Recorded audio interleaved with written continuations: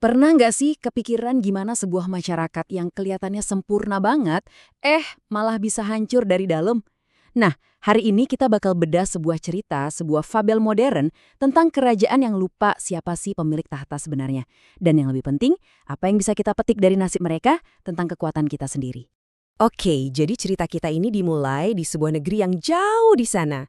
Di negeri itu ada sebuah kerajaan yang unik, beda banget deh.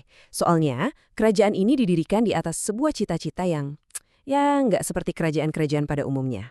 Nah, di awal-awalnya nih, pas semuanya masih penuh harapan, sistem pemerintahannya itu dibangun dengan fondasi yang kuat banget.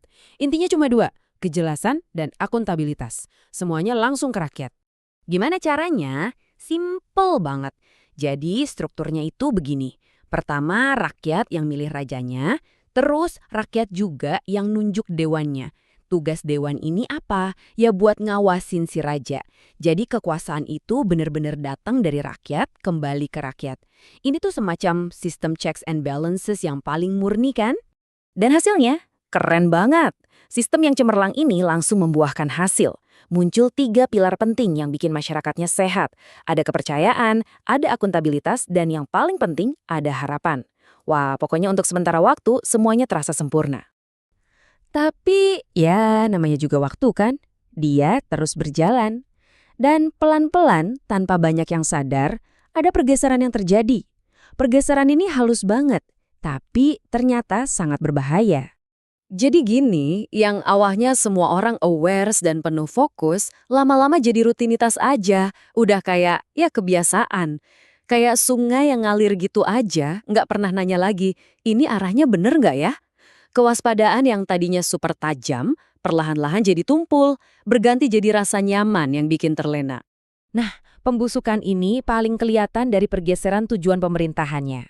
Dulu tujuannya apa? Melayani rakyat. Sekarang melayani diri sendiri. Pengawasan yang tadinya sehat buat jaga-jaga malah jadi ajang saling melindungi antar penguasa. Keberanian buat negur diganti sama tawa-tawa santai. Beda banget kan? Dan tentu saja rakyat biasa ngerasain ini. Mereka yang paling ngerasain perubahannya. Mulai deh tuh, ada bisik-bisik di pasar, di warung kopi, di sudut-sudut desa. Awalnya pelan dan penuh keraguan. Isi bisikannya kurang lebih sama. Kok rasanya ada yang beda ya? Ada perasaan gelisah yang dirasain bareng-bareng. Perasaan kalau kerajaan ini kok bukan lagi rumah yang dulu mereka bangun sama-sama dengan penuh kebanggaan. Dan dari situ mereka mulai ingat-ingat lagi masa lalu. Tunggu dulu. Bukannya kita ya yang dulu milih mereka? Mereka mulai sadar lagi soal kekuatan yang dulu pernah mereka pakai dengan sadar, dengan aktif. Sayangnya, disinilah letak masalahnya. Setiap bisikan, setiap pertanyaan itu selalu berhenti di satu kalimat yang sama. Kalimat yang tragis, kita kan cuma rakyat kecil. Dan kalimat inilah, keyakinan inilah yang akhirnya membungkam semua potensi perubahan. Satu pemikiran yang melumpuhkan segalanya. Jadi, di satu sisi ada keinginan buat berubah, tapi di sisi lain ada sikap diam karena merasa kecil. Nah, kombinasi inilah yang melahirkan sebuah paradoks. Paradoks aneh yang jadi jantung dari masalah di kerajaan ini. Apa sih paradoksnya? Gampangnya gini, rakyatnya mau perubahan, tapi mereka nggak mau repot untuk berubah. Paham kan maksudnya? Mereka pengen hasilnya bagus, tapi nggak mau ikut susah payah dalam prosesnya. Ini konflik batin yang luar biasa. Dan disinilah kita belajar pelajaran penting dari cerita ini. Perubahan yang beneran itu bukan sesuatu yang pasif. Nggak cukup cuma ngeluh doang, tapi butuh keberanian. Nggak cukup cuma nyoblos pas pemilu, tapi butuh konsistensi buat ngawal. Dan pastinya nggak cukup cuma berharap, tapi butuh keterlibatan yang nyata. Lalu, apa yang terjadi sama kerajaannya? Ya gitu-gitu aja, nggak hancur lebur sih, tapi ya nggak maju juga. Cuma bertahan hidup aja, ngambang di atas rutinitas dan kenyamanan. Stuck kalau kata orang sekarang.